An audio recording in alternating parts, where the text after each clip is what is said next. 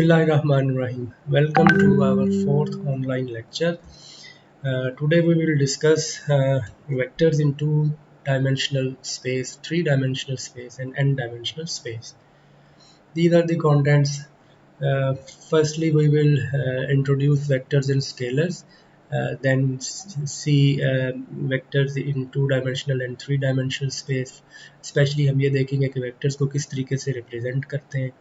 इसी तरह से वेक्टर्स ऑपरेशन, वेक्टर्स एडिशन किस तरह होती है specially in two dimensional and three dimensional space. इसी तरीके से वेक्टर्स को सब्ट्रैक्ट कैसे किया जाता है, वेक्टर्स को किसी स्केलर से मल्टीप्लाई कैसे करते हैं.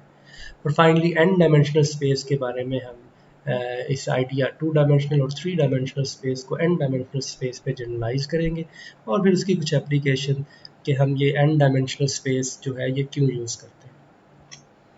सबसे पहले इंट्रोडक्शन, स्केलर्स और वेक्टर्स जो हैं वो क्या होते हैं. तो generally engineers and physicists identify scalars and vectors so that according to them scalars जो हैं वो एक ऐसी क्वांटिटीज़ हैं जिनको डिस्क्राइब करने के लिए हमें सिर्फ उसकी मैग्नीट्यूड चाहिए. कि ऐसे आपके पास क्वांटिटी जो कि अपनी मैग्नीट्यूड की मदद से कम्प्लीटली डिस्क्राइब हो जाए उसे हम स्केलर्स कहेंगे. और ऐसी क्वांटिटी जिसको हमें जो है डिस्क्राइब करने के लिए उसकी मैग्नीट्यूड भी चाहिए और उसकी डायरेक्शन भी चाहिए तो उसे हम वेक्टर कहेंगे. फॉर एग्जांपल टेम्परेचर है, लेंथ है, स्पीड है, ये सारी स्केलर क्वांटिटी है. जैसे अगर आपको कहा जाए कि बताएं आज आज क्या टेम्परेचर है, तो सपोज कि टेम्परेचर 40 सेंटीग्रेड है तो 40 सेंटीग्रेड जो कम्प्लीटली डिस्क्राइब कर देगा. इसी तरह अगर किसी रॉड की लेंथ आप मैयर कर रहे हैं तो आप उसकी उसकी अगर लेंथ बताते हैं तो वो कम्प्लीटली डिस्क्राइब कर देती है. लेकिन on the other hand vectors में आपको सिर्फ मैग्नीट्यूड नहीं उसकी डायरेक्शन भी बतानी पड़ेगी. फॉर एग्जांपल वेलोसिटी है, फोर्स है, ये सारी की सारी एक्सेलरेशन है, ये वेक्टर क्वांटिटी है. अगर आप कार जो है वो मूव कर रही है विद सम वेलोसिटी तो आपको बताना पड़ेगा कि जी ये उसकी स्पीड है और ये इस डायरेक्शन में मूव कर रही है. ये जो नोशन है वेक्टर्स और स्केलर्स की, दिस स्टडी जो है ये इसका ओरिजिन जो है ये फिज़िक्स और इंजीनियरिंग में है, लेकिन इस कोर्स में हम इनको यूज़ करते हुए मैथमेटिकल प्रॉपर्टीज़ को डिस्कस करेंगे. अब वेक्टर्स जो है टू डायमेंशनल और थ्री डायमेंशनल स्पेस में आप उनको कैसे रिप्रेजेंट करते हैं. तो वेक्टर्स जो है उनको हम जनरली एक एरो से रिप्रेजेंट करते हैं. ये जो एरो का जो इनिशियल पॉइंट है वो हमारा स्टार्टिंग पॉइंट है और इस एरो का जो एंड पॉइंट जो है उसका टर्मिनल पॉइंट होगा. मतलब जो एरो है उसकी जो टिप होगी वो आपके पास टर्मिनल पॉइंट होगा. उस एरो की जो डायरेक्शन है वो हमें बता रही होगी कि वो वेक्टर की क्या डायरेक्शन है. इसी तरह से उस एरो की जो लेंथ है वो उस वेक्टर की मैग्नीट्यूड जो है उसको रिप्रेजेंट करेगी. अब वेक्टर्स जो है इनको आप कैसे ऐड करते हैं. तो जनरली वेक्टर्स को ऐड करने के हमारे पास दो रूल्स हैं. एक जो रूल है वो हम पैरेललोग्राम लॉ है की मदद से हम उसे दो वेक्टर्स को ऐड करते हैं और दूसरा जो है वो ट्रायंगुलर लॉ. अब पैरेललोग्राम की मदद से कैसे हम ऐड करेंगे. सपोज कि ये दो वेक्टर्स हैं हमारे पास v और w और ये इस तरह से है कि इनका स्टार्टिंग पॉइंट जो है वो सेम है. तो हम इन वेक्टर v और w की मदद से तो सबसे पहले क्या हमारे पास दो वेक्टर इस तरह से पड़े हुए हैं प्लेन में कि सिमिलरली स्पेस में कि उनका जो स्टार्टिंग पॉइंट है वो सेम है. तो अब इन वेक्टर्स की मदद से आप एक पैरेललोग्राम जो है वो कंस्ट्रक्ट करें. अब ये जो है इसकी ये साइड अपोजिट साइड है W की, इसकी मैग्नीट्यूड वही होगी जो कि W है और इसकी डायरेक्शन भी W की तरफ से होगी. अब ये जो दोनों साइड्स जो हैं पैरेललोग्राम की जो दो साइड्स हैं ये जिस पॉइंट पे कोइंसाइड करती हैं उस पॉइंट से इनिशियल पॉइंट तक एक वेक्टर ड्रॉ करें. ये जो वेक्टर है ये sum of the vectors v and w से हम इसे रिप्रेजेंट करेंगे. तो ये एक तरीका है कि दो वेक्टर्स को ज्योमेट्रिकली आप किस तरीके से उनका सम जो है वो निकाल सकते हैं बाय कंप्लीटिंग, कि आप पहले दो वेक्टर्स को इस तरह से प्लेस करें कि उनका इनिशियल पॉइंट सेम है, और फिर उन दोनों वेक्टर्स की मदद से पैरेललोग्राम जो है उसे कंप्लीट करें, और जो अपोजिट साइड जो है के जो टर्मिनल वर्टेक्स है उसको इनिशियल वर्टेक्स से मिला दें, तो वो जो है वो सम को रिप्रेजेंट करेगा। इसी तरीके से सेकंड जो है मेथड दो वेक्टर्स को ऐड करने का, वो ट्रायंगल लॉ है। इसको हम हेड एंड टेल रूल भी कहते हैं, कि आप दो वेक्टर्स को इस तरीके से प्लेन में प्लेस करें कि फर्स्ट वेक्टर जो है उसका हेड और सेकंड वेक्टर की का जो ये हेड मीन ये जो इसका जो टर्मिनल पॉइंट है दूसरे वेक्टर के इनिशियल पॉइंट के साथ उसे प्लेस कर दें। और अब एक ट्रायंगल कंप्लीट करें इस तरीके से कि फर्स्ट वेक्टर सपोज v है, उसके इनिशियल पॉइंट को सेकंड वेक्टर के जो टर्मिनल पॉइंट है उसके साथ एक एरो की मदद से अटैच कर दें। तो ये जो वेक्टर है ये v प्लस डब्ल्यू होगा। तो आप देखें ये एक ट्रायंगल को कंप्लीट करने से आ रहा है। इसको हम ये भी कहते हैं कि आप फर्स्ट वेक्टर के हेड को सेकंड वेक्टर की टेल से मिला दें, तो ये हेड एंड टेल रूल भी कहलाता है। यहाँ पर ये डिफाइन किया गया है मैथमेटिकली किस तरीके से parallelogram law of vector addition and triangular law of vector addition. अब वेक्टर एडिशन जो है इसको हम व्यू कर सकते हैं एज ए ट्रांसलेशन।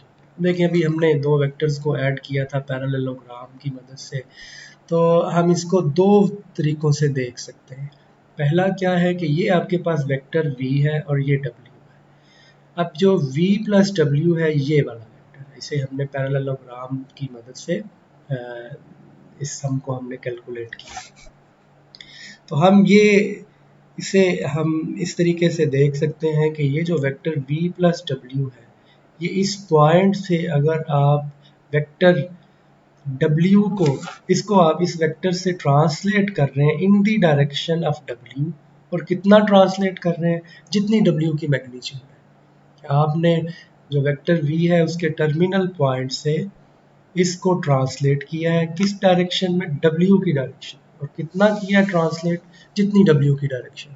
तो जो रिजल्टिंग पॉइंट होगा तो ये जो आपके पास आएगा v प्लस डब्ल्यू, तो ये असल में ट्रांसलेशन है वेक्टर v की in the direction of w, और उसकी मैग्नीट्यूड जो है वो w। इसी तरीके से आप इसको ऐसे भी देख सकते हैं कि अगर आप इसे दूसरी साइड से देखें तो ये आपके पास टर्मिनल पॉइंट है w का, तो आप इस वेक्टर को ट्रांसलेट करें in the direction of v, और कितना ट्रांसलेट करना है, जितनी v की मैग्नीट्यूड है। तो हम वेक्टर एडिशन को हम as a translation of vectors के तौर पर भी देख सकते हैं। असल में वेक्टर एडिशन क्या है कि आप एक वेक्टर को ट्रांसलेट कर रहे हैं in the direction of the other vector. तो ये यहाँ पर इसे लिखा गया है कि किस तरीके से ये हम कर रहे हैं। अब वेक्टर सब्ट्रैक्शन और स्केलर मल्टीप्लिकेशन।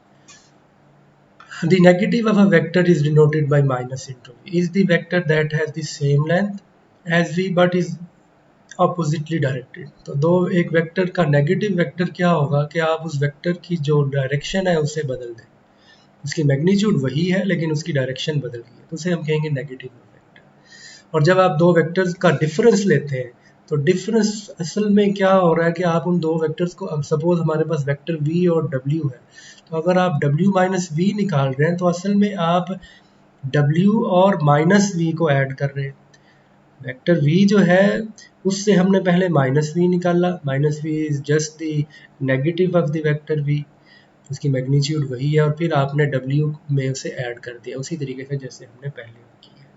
इसी तरीके से स्केलर मल्टीप्लिकेशन, अगर किसी वेक्टर को किसी नॉन ज़ीरो नंबर से अगर आप मल्टीप्लाई करते हैं तो उसकी जो लेंथ है वो बढ़ सकती है या कम हो सकती है।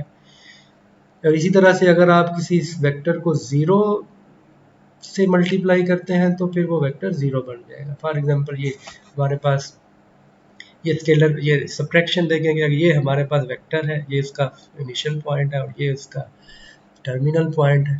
तो नेगेटिव ऑफ वेक्टर क्या है कि इसी वेक्टर की डायरेक्शन आपने 180 एंगल पे रोटेट कर दी, उसकी मैग्नीट्यूड वही रहेगी।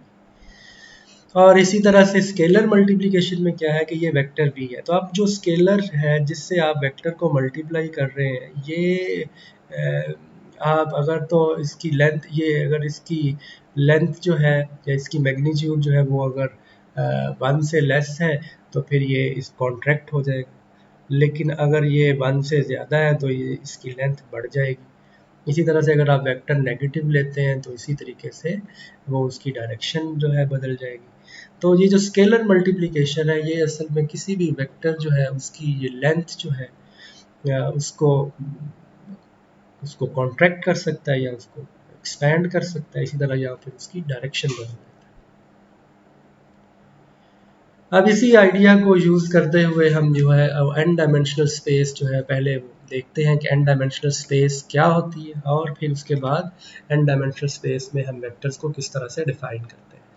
आपने देखा होगा कि अगर हम रियल नंबर्स को ज्योमेट्रिकली रिप्रेजेंट करना चाहें तो ज्योमेट्रिकली उनको रिप्रेजेंट करने के लिए हम उन्हें रियल लाइन पे रिप्रेजेंट करते हैं। तो रियल लाइन पे जितने भी पॉइंट हैं वो सारे के सारे रियल नंबर हैं, और इसको डिनोट हम करते हैं आर से या फिर R1 मीन के ये वन डायमेंशनल हमारे पास तो पॉइंट है। इसी तरह से जब आप प्लेन में किसी पॉइंट को रिप्रेजेंट करते हैं तो उसके लिए आपको एक ऑर्डर्ड पेयर चाहिए। उसमें आपने अगर एक पॉइंट को लोकेट करना है प्लेन में तो आपको उसका एक्स एक्सिस से भी डिस्टेंस चाहिए और वाई एक्सिस से भी डिस्टेंस चाहिए। तो इट मीन कि आप प्लेन में किसी भी पॉइंट को एक ऑर्डर्ड पेयर से रिप्रेजेंट करते हैं। इस ऑर्डर पेयर को हम कहते हैं टू टपल्स, मीन के दो कोऑर्डिनेट्स की मदद से आप उस पॉइंट को लोकेट कर सकते हैं। इसी तरह से स्पेस में अगर आप किसी पॉइंट को लोकेट करना चाह रहे हैं उसके लिए आपको थ्री कोऑर्डिनेट्स चाहिए, तो उसको हम कहेंगे थ्री टपल्स।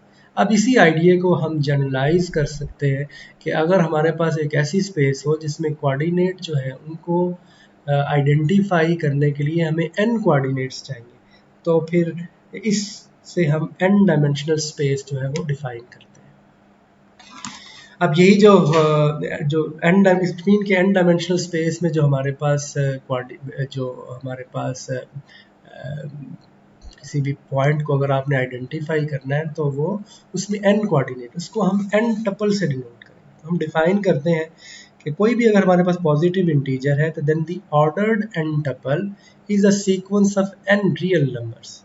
ऑर्डर्ड मीन के जैसे ही आपने इन रियल नंबर्स की पोजीशन बदली है तो अब जो पॉइंट है वो चेंज हो जाए। अगर इस तरह के जितने भी n टपल्स हैं इनका जो सेट है इसको हम Rn से डिनोट करेंगे या फिर n डायमेंशनल रियल नंबर जिसे हम कहेंगे। तो set of all n tuples ordered n tuple is called n dimensional space. अब जैसे ही हमने आर एन डिफाइन किया n डायमेंशनल, तो अब जाहिर है इसमें जो अब एलिमेंट है वो हमारे पास इसके जो एलिमेंट है ये n टपल्स है, इसको हम वेक्टर कहेंगे। इसका जो कोऑर्डिनेट है इसको हम वेक्टर से रिप्रेजेंट करेंगे। अब ये वेक्टर जो है अब आर एन में ये जो वेक्टर्स हैं इनको ऐड करने का क्या तरीका होगा कि अगर सपोज v हमारे पास एक वेक्टर ये है और w ये वेक्टर है, तो इन दोनों को ऐड करने का तरीका क्या होगा कि जो कॉरिस्पॉन्डिंग कंपोनेंट्स हैं, देखिए v के भी n कंपोनेंट है और w के भी n कंपोनेंट, तो कैसे ऐड होगा कि v1 को w1 में ऐड कर दें, v2 को w2 में ऐड कर दें और इसी तरह vn को wn में ऐड कर दें। तो दो वेक्टर्स को n डायमेंशनल स्पेस में ऐड करने का ये तरीका है कि आप उनके कॉरिस्पॉन्डिंग कंपोनेंट्स को ऐड कर दें। इसी तरह अगर n डायमेंशनल वेक्टर मीन के वेक्टर जो है इन n डायमेंशनल स्पेस, तो उसको रिप्रेजेंट करने के लिए अगर उसको आप किसी स्केलर से मल्टीप्लाई करते हैं तो इट मीन कि उसके हर कंपोनेंट को स्केलर से मल्टीप्लाई करेंगे। इसी तरह से आप उनमें डिफरेंस जो है सब्ट्रैक्शन ऑफ टू वेक्टर भी बिल्कुल वैसे ही कि आप पहले वेक्टर जो है उसको माइनस उसका नेगेटिव वेक्टर निकालें और फिर उससे दूसरे वेक्टर में ऐड कर दें। तो वेक्टर ऑपरेशन जो है इन आर एन जो है पहले आप जो n डायमेंशनल स्पेस के हर पॉइंट को एक वेक्टर से रिप्रेजेंट करते हैं। वेक्टर जो है उसको रिप्रेजेंट करने के लिए आपके पास n कंपोनेंट चाहिए, और दो वेक्टर्स को ऐड कैसे करेंगे, कंपोनेंट वाइज। इसी तरह अगर किसी स्केलर से मल्टीप्लाई करें तो इट मीन हर कंपोनेंट को आप उस स्केलर से मल्टीप्लाई करें। अब कुछ n डायमेंशनल जो है इसकी कुछ एप्लीकेशन है। सबसे पहले ये एक रिमार्क है कि जब भी हम n टपल्स जो है, हम n डायमेंशनल n टपल की बात करते हैं तो इसको हम दो तरीक़ों से व्यू कर सकते हैं। कि या तो हम इसे कहेंगे कि as you can think of a number in an n tuple as either the coordinate of the generalised point. जब हम कहते हैं कि जी ये n टपल है, तो जिस तरह हमारे पास प्लेन में अगर कोई पॉइंट है तो उसको हम उसको टू टपल कहेंगे, ऑर्डर्ड पेयर कहते हैं। इट मीन कि उसको वो एक कोऑर्डिनेट, वो एक पॉइंट है हमारे पास जिसको दो कोऑर्डिनेट की मदद से हम आइडेंटिफाई कर रहे हैं, या फिर उसे हम वेक्टर से भी डिनोट कर सकते हैं। इसी तरह यहाँ पर भी एक पॉइंट जो है उसको हम can be think as either the coordinate of a generalised point. हम यह कहेंगे कि एक जनरलाइज पॉइंट है, क्योंकि n डायमेंशनल स्पेस है, हम पॉइंट को ही जनरलाइज कर रहे हैं। एक ऐसा पॉइंट है जिसको आइडेंटिफाई करने के लिए n कोऑर्डिनेट्स चाहिए। या फिर हम ये कह सकते हैं कि ये एक वेक्टर है जिसके ये सारे के सारे v1, v2, v3 and so on, vn जो है वो उसके कंपोनेंट है। और ये जो वेक्टर है ये जनरलाइज वेक्टर है। उसी तरह से वेक्टर्स के कॉन्सेप्ट को हम n डायमेंशनल वेक्टर पर जनरलाइज कर रहे हैं। ये कुछ एप्लीकेशंस हैं जो कि हमें n टपल्स तक जाती हैं कि किस तरीके से हम ये जो n डायमेंशनल स्पेस का आइडिया है ये कैसे जो है वो प्रैक्टिकली हमारे जहन में आता है। तो सबसे पहले जैसे ये एक्सपेरिमेंटल डेटा, सपोज कि एक साइंटिस्ट है, वो एक्सपेरिमेंट परफॉर्म कर रहा है और हर एक्सपेरिमेंट में उसने n मेजरमेंट्स की है।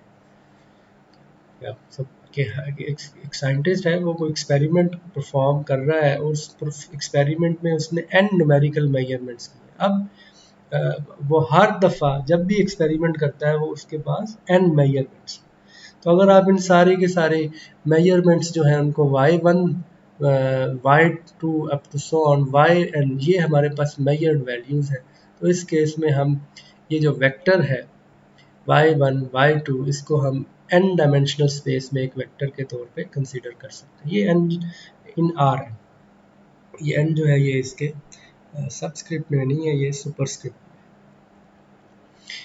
इसी तरह से कुछ और एग्जांपल्स हैं, आप इसे देखिए। इलेक्ट्रिकल सर्किट्स में है, ग्राफिकल इमेजेस में है, इसी तरह इकोनॉमिक्स में है, मैकेनिकल सिस्टम में। देखिए हमारे पास सपोज के मैकेनिकल सिस्टम में 6 पार्टिकल्स हैं जो कि मूव कर रहे हैं along the same coordinate line, so that at time t their coordinates are x1 x2 up to so on x6। 6 particle move कर रहे हैं along a same coordinate line and their velocities, और उनकी velocities ये है। तो this information can be represented by a vector. हमारे पास 6 particle move कर रहे हैं अलोंग अ स्ट्रेट लाइन और उनमें हर पार्टिकल की जो वेलोसिटी है वो v1 v2 v3 and so on v6 से रिप्रेजेंट हो रही है। अब हमारे पास इस केस में जो वेक्टर है उसमें ये 6 पार्टिकल है और ये 6 उनकी वेलोसिटीज़ हैं और फर्दर टाइम पे डिपेंड कर रहे हैं। तो हमारे पास ये जो सारे के सारे जो कोऑर्डिनेट है इनको हम इस वेक्टर v से रिप्रेजेंट कर सकते हैं, और ये वेक्टर जो है वो r13 में एक वेक्टर होगा। और ये this vector is called the state of the particle system at time t। तो this is our lecture of today. We will continue this in the next lecture and define the idea of the vector space in the next lecture.